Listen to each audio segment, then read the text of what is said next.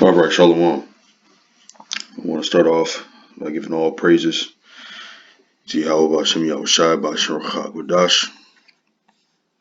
Double honors to the apostles and elders of GMS who rule well, and honor and salutation to those of you who are of the hopeful elect.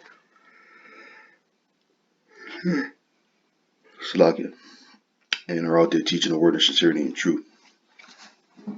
All right, so I wasn't quite sure where I was gonna go with this show. I a couple days ago heard about this and I'm stuck it in my notes. Um, and I read through it a little bit, and as I was reading it, it made me think of Bill Gates and Melinda Gates. Um, there was a video that had surfaced about well, it was about it was featuring Bill and his wife, and someone had asked them about the second wave of this coronavirus, and he spoke matter of factly about the second wave, and he kind of like he basically was saying, people don't want to listen, people don't want to wear their mask, but when that second wave comes, they're gonna then they'll listen. It's kind of along those lines, and I was looking for that video. I didn't find that one, but I did find one that I was watching this morning here, and Melinda said some interesting. I'm calling her Melinda like it's my.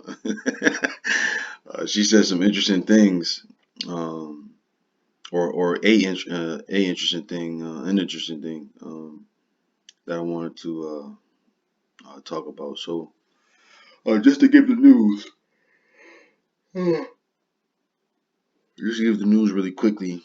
Germany and France announced a new national lockdown. As this article says here, saying they have lost control of the coronavirus. So Bill Gates and what he said is just coming into fruition. But we here in the know, um, as the aspiring men of the Lord, we knew that it wasn't over. It was one. There's one thing about a lot of things have happened, right? We've had Ebola make a an appearance over the years. We've had H1N1 make an appearance, and you know, there was a couple of different things, and then they tried to talk about polio coming back and all of these different things, and um, there was something about, at least for me, about the coronavirus where I was like, this is the one, man. And I'm not trying to brag, but I just always had a feeling like this is the one that Esau is going to use to start pushing things forth, and all the pieces were in place. You had this guy, excuse me, this guy Bill and his wife, heavily involved in vaccines, and shame on the people, right? And I've been thinking about this, and I was going to do a show on this specifically, but um, I'll mention it now. I walk around. I went to the mall. When was that? Uh, Wednesday, I think. And I'm just walking around, and I'm looking at people with their masks on. I'm seeing people in their cars with their masks on, and I'm seeing people, walking outside with their masks on. And I asked myself, I said, if these people like weren't watching the news, how would they feel about coronavirus? Would they be as frightened? Would they be as influenced by the fear of catching coronavirus? And I don't think they would. And I started thinking about um, I started thinking about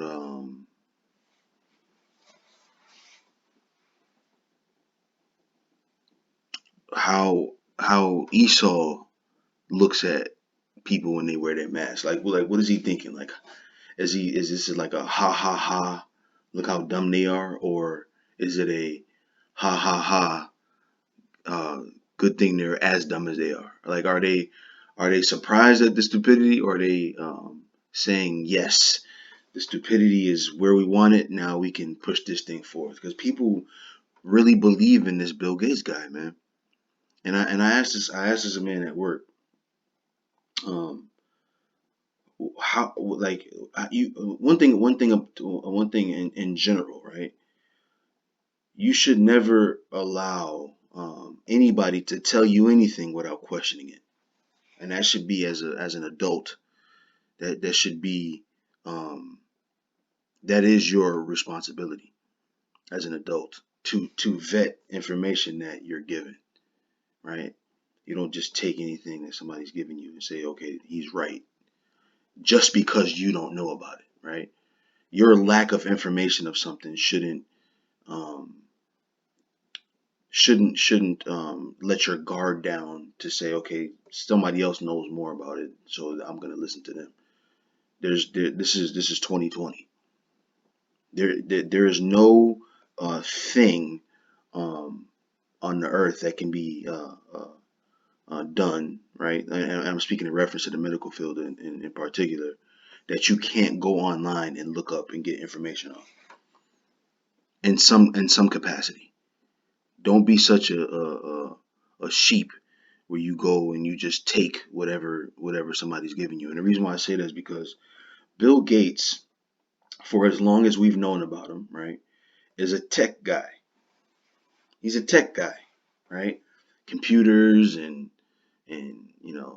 Microsoft, and that's been his business um, for many years. And now all of a sudden he's the authority on medicine, and that doesn't raise a red flag to anybody. And I find that's one thing I find strange, man, that we've allowed ourselves. Let me not say we Americans have allowed themselves to fall victim um, to this guy.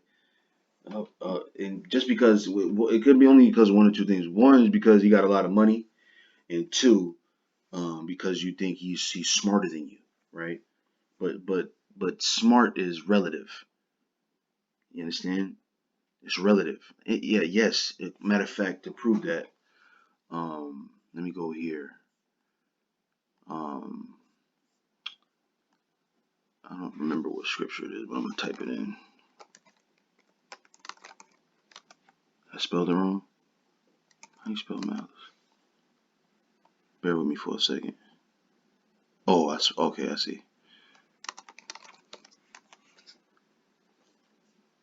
Yeah, this is 1 Corinthians 14:20. It says, "Brethren, be not children in understanding, howbeit, and malice be ye children, but in understanding be ye men," right?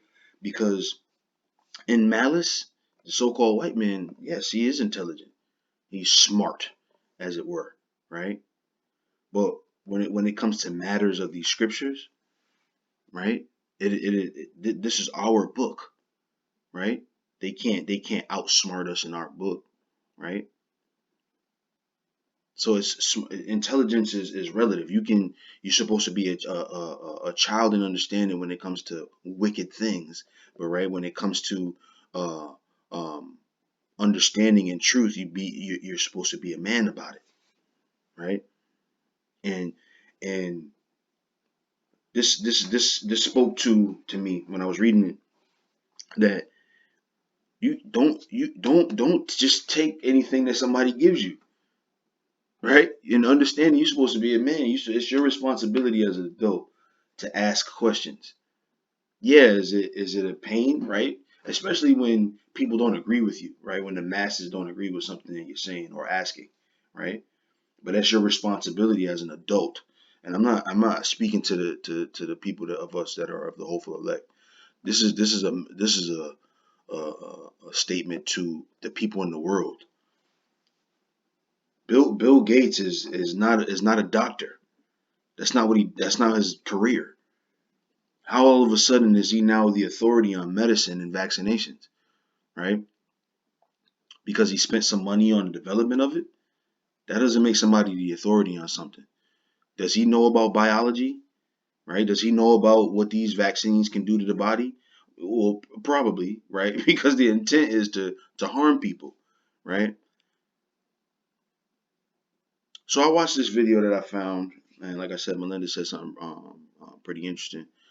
I'll get to that in just a second, but I wanna read these scriptures that speak to this article here, and you can read this. This is from oh shit. This is from the Washington Post. You can read this article if you need to.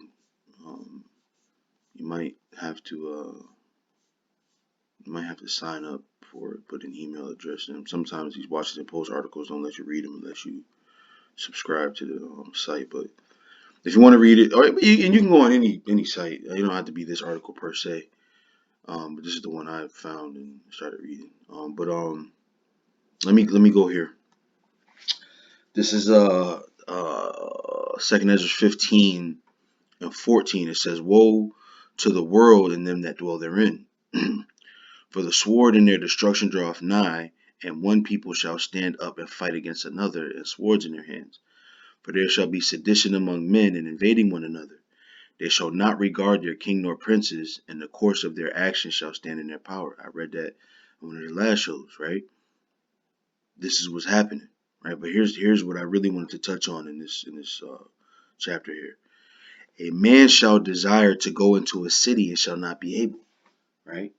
And this is what they're doing. They're shutting these cities down, and what the trend has been, they start to do it overseas first, and then it moves over here. That's been the trend, not only with this coronavirus, but with all things, right? It starts over there. They try it out to see how it's going to be, and then they do it here.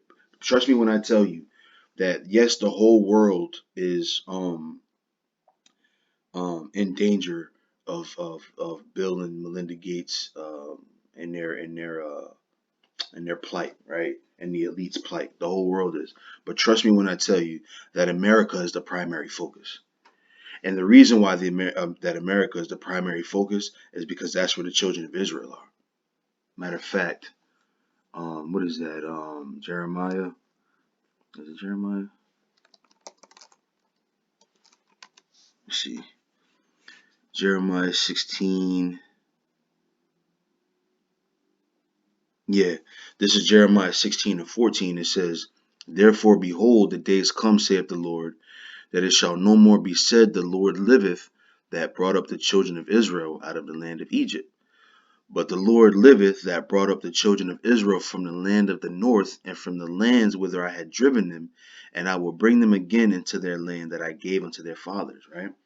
So this is the primary place where the children of Israel are, the land of the north, North America.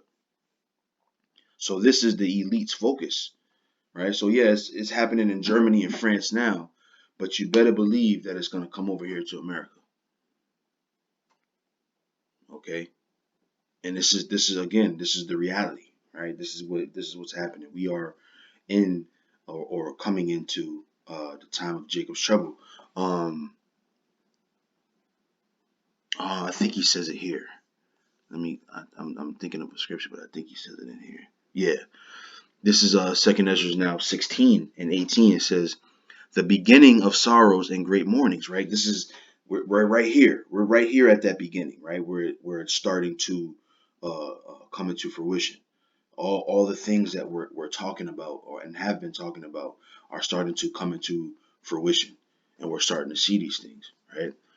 It says, "The beginning of sorrows and great mournings, the beginning of famine and great death, the beginning of wars, and the powers shall stand in fear, the beginning of evils. What shall I do when these evils shall come? Behold, famine and plague, tribulation and anguish are sent as scourges for amendment. But for all these things they shall not turn from their wickedness, nor be always mindful of the scourges." Right. So this is what's coming here, right?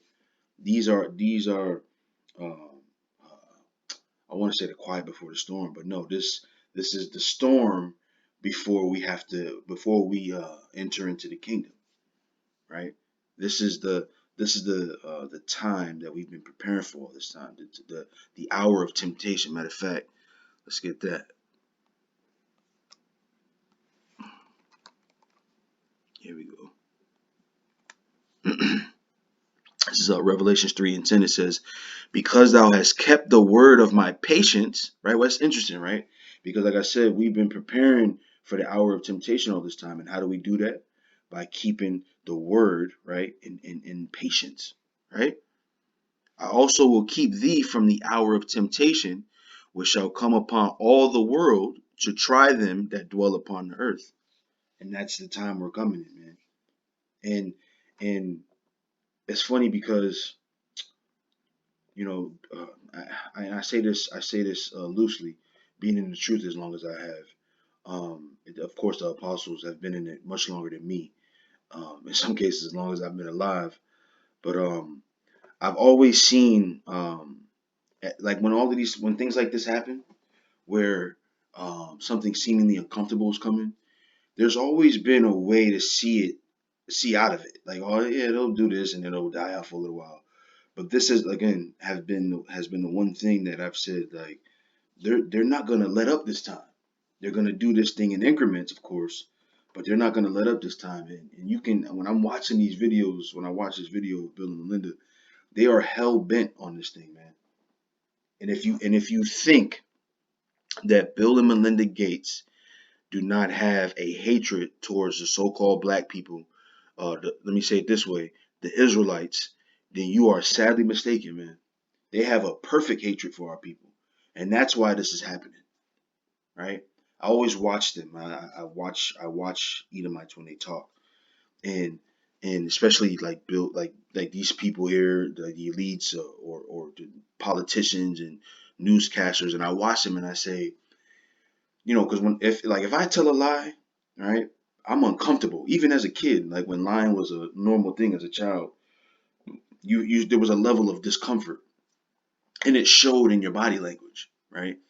Um, my dad would always tell me like he knew when I was lying because of the way I carried myself, and it's true. Like when you see somebody lying who's uncomfortable about it, it shows. But when with Esau, there's a special level of comfort when he lies, man. When he lies, I'm watching them and they don't flinch, man. They don't flinch. Wickedness is normal to them. Matter of fact, since I said that, let me go here. What is that? Is that Psalm 58?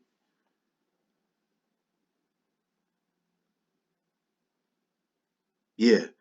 Psalms 58:3, it says, the wicked are estranged from the womb.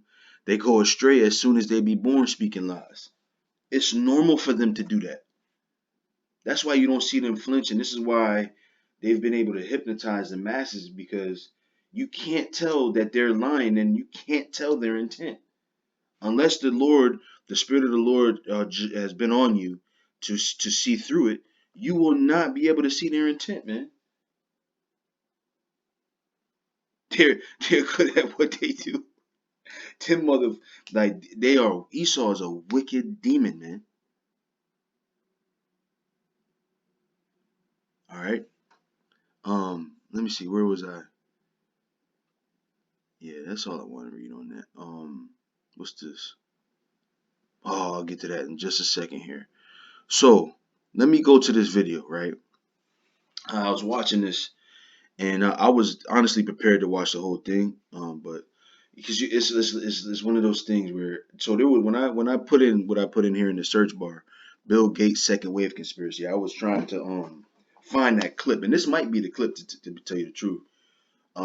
And I was prepared to watch the whole thing to find it. But my spirit was so settled because I said to myself, I'm going to hear something in here that's gonna spark in me to do something, to say something. And lo and behold, when she started talking here at this what is it, 503 or 50 whatever she started talking, she said something very interesting. And they're telling why they've spent so much money on this thing. Again, There's been brothers all over the country and all over the world that have done exposés on Bill Gates. Eugenics and that project is a part of his family line. You understand? Uh, uh, uh, Deflating. What word am I looking for here? Not devaluing. Depopulating the world, especially the children of Israel, is his. That's his real family business. All this tech and all of that stuff that he's done throughout his life, that was luck. His real family business, his real family legacy has been eugenics, and now he's picking up where his ancestors left off, man. And that's a fact. That's a fact, right? And now we understand why they have put so much money and invested so much in what they call philanthropy, which is bullshit, right? But they've invested so much money um, because they want to make sure that because like she mentions here, she said, look, the reason why we've been so involved. Matter of fact, let me play it, and I'll talk. I'll talk in a second. I'm trying to speak ahead of her. think one thing that's really important to say about these vaccines is the two that Bill's mentioning at the top of the list, the Oxford AstraZeneca one and the J&J, do not require cold chain. And that is huge for the world. Whereas the Ebola vaccine and some of these other ones that are on the list do require very difficult cold chain, like minus 80 Celsius. And that is very difficult in many places in the world, not impossible. One of the reasons we're so involved in this is that you don't want the first vaccines to go to the highest bidding countries. Right now, so right, it's a free for all. We don't want these vaccines to go to the highest bidding countries, right? There are other countries that got bread, right? That can make get that first payment in, and all the vaccines will go to them, right? But listen to her, because they again, what is that scripture? I don't know if it's in the Apocrypha or not. Let's see. Let me search it here. No, I think you know what I think it is.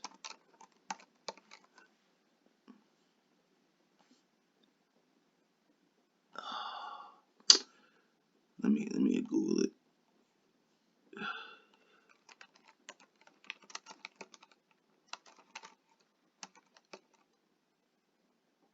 Oh, that's why I'm spelling it wrong. Bear with me for a second here. Yeah, that's it. That's the one. Psalm 64 and 8. Let me go there. That's the one.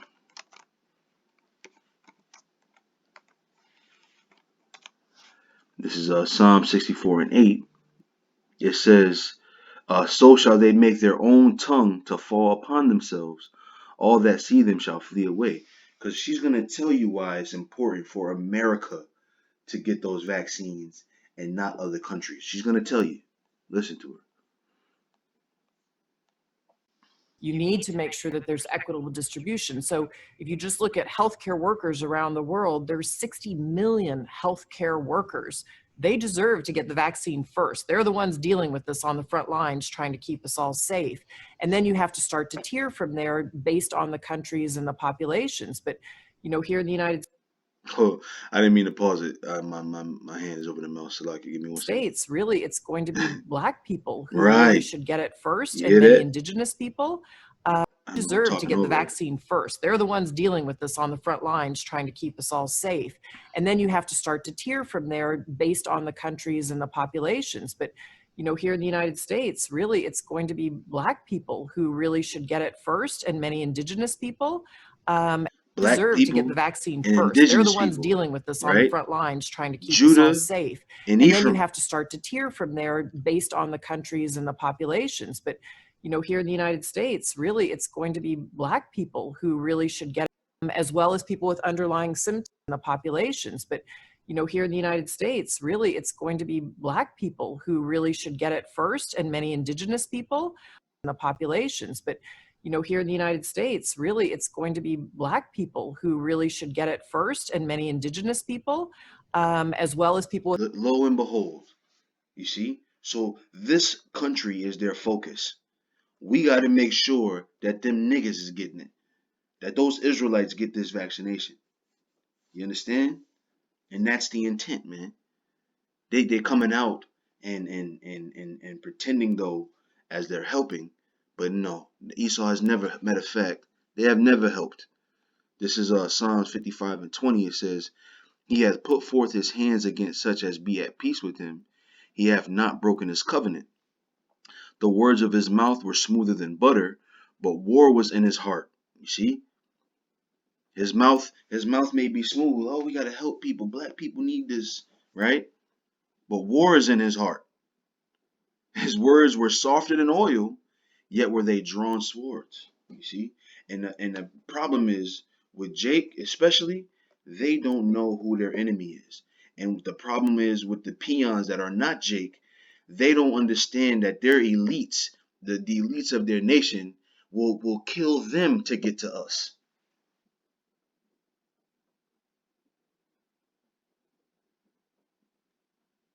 Okay, let me go here.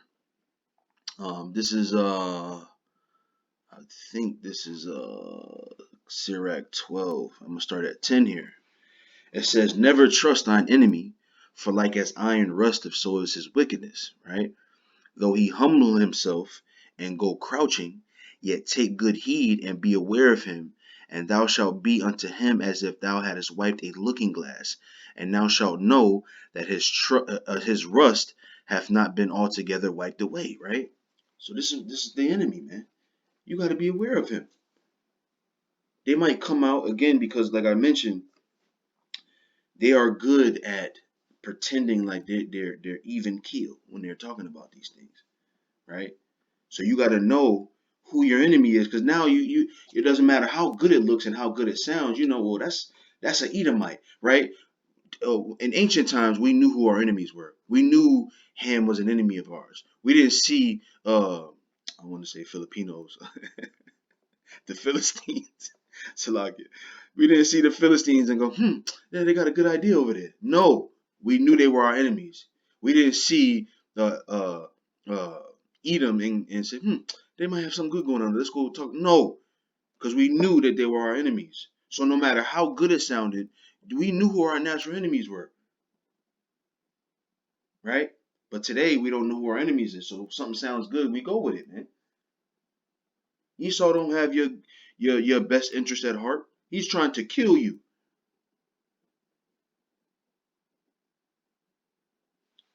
All right, so this is verse 12. It says, "Set him not by thee, lest when he hath overthrown thee, he stand up in thy place." Right, and that's isn't that the idea that they want to reclaim that birthright? Right, after we've been taken out of the way, they want to take our place. Come on, man. "Neither let him sit at thy right hand, lest he seek to take thy seat. And thou at the last remember my words and be pricked therewith. Who will pity a charmer that is bitten with a serpent, or any search as come nigh wild beasts?" Right? And that's and this is the problem, right? No one's gonna pity you if you get bit by a snake. You a charmer. You messing with the snake. You get bit. It is, hey, that's the profession you decided to be in. People don't feel bad. Well, I don't feel bad when what's this guy? I think it's Siegfried and Roy, them the zoo niggas that got bit by that tiger. You don't feel bad for that. And likewise with our people, man, who don't know that Esau is our enemy and want to be hand in hand with them, buddy with them. You're gonna be in for a rude awakening, man. So one that goeth to a sinner and is defiled with him is in his sins, who will pity? Right. For for a while he will abide with thee, but if thou begin to fall, he will not tarry. An enemy speaketh sweetly with his lips, right? Pretending to help, but in his heart he imagineth how to throw thee into a pit. He will weep with his eyes, but if he find opportunity, he will not be satisfied with blood. If adversity come upon thee, thou shalt find him there first. Right? Black people need to get these vaccines. Right? And though he pretend to help thee, yet shall he undermine thee. He will shake his head and clap his hands and whisper much and change his countenance, man. And that's a fact. All right, so that's it, man. Hopefully that was edifying. As always, I want to give all praises to Yahweh Bashim Yahweh Shai Bashim Dash. Uh, Believing on the Most High and His Son is the only thing that's going to save us in this time. The only thing. I don't care how much money you think you're going to get. I don't care how many goods you think you're going to store in your basement. The Heavenly Father is the only thing that's going to save us in this time. So always praise Him and put Him first. Double honors to the apostles and elders. Honor and salutation to the elect. And with that, I say shalom.